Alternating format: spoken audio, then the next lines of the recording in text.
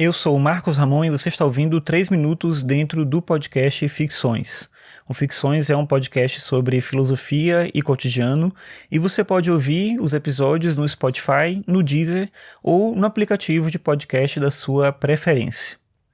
No episódio de hoje eu vou falar sobre 3 concepções de filósofo, 3 maneiras de se pensar o filósofo. E isso a partir de um livro do Deleuze chamado A Lógica do Sentido. Esse é um livro que foi publicado em 1969 e ele tem uma proposta estranha que é fazer um comentário do livro Alice no País das Maravilhas à luz da filosofia, mais especificamente à luz do estoicismo, e a partir disso estabelecer uma coisa que o Deleuze chama de teoria do sentido. É um pouco complicado a maneira como ele elabora isso, porque ele não vai desenvolver uma estrutura linear, ele não fala o tempo todo sobre Alice no País das Maravilhas, não fala sobre a técnica de escrita do Lewis Carroll e nem menciona elementos muito concretos do texto, ele vai jogando meio que pistas assim e tudo, mas em cada um dos capítulos ali que ele elabora, ele traz elementos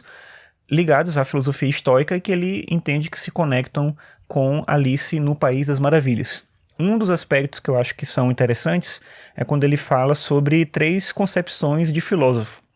sendo que ele fala que a primeira é uma ideia do filósofo nas alturas, que é inspirada justamente na perspectiva do Platão. E o Deleuze justifica dessa forma, ele diz que, de acordo com Platão, o filósofo é um ser de ascensões, é aquele ser que sai da caverna, se eleva e se purifica. E daí vem uma imagem muito comum que se tem da perspectiva do filósofo, como alguém que é ao mesmo tempo um ser nas nuvens, que está com o olhar e com o pensamento fora da Terra, mas também alguém que tem uma perspectiva muito concreta do conhecimento, daí uma visão um tanto quanto científica.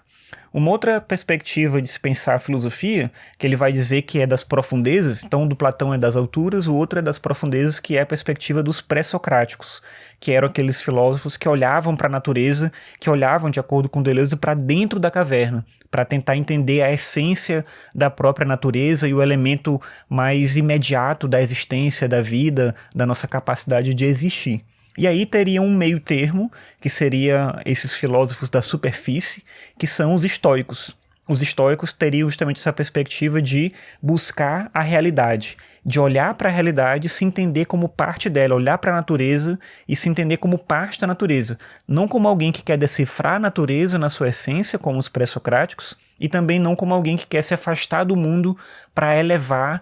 se elevar a um nível de espiritualidade ou algo nesse sentido,